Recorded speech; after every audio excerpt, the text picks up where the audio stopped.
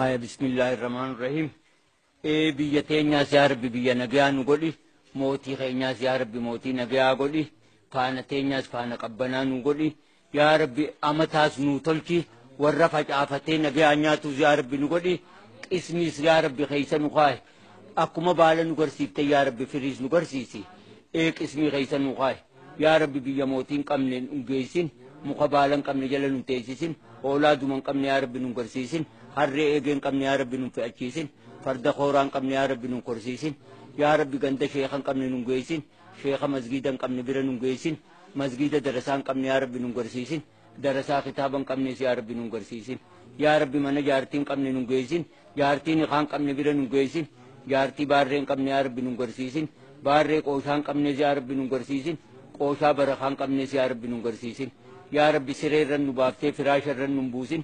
فراش الران خافته سيلن الران نبوسين سيلن الران خافته يا رب لفن نبوسين غوبينسين دلو بيشنغا كينين دغيسين هررين علم تولون كينين دغيسين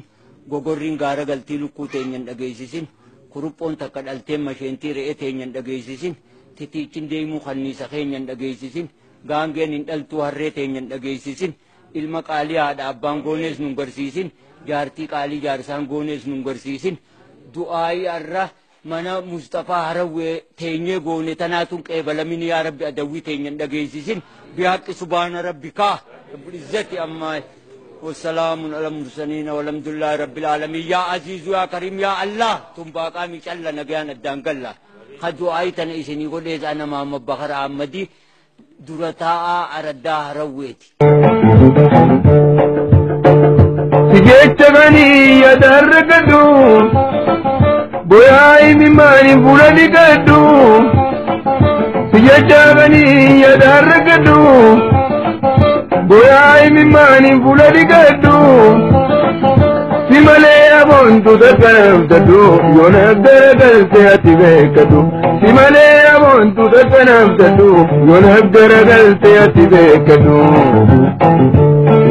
Sijalle hisaaba malee sijalle hisaaba.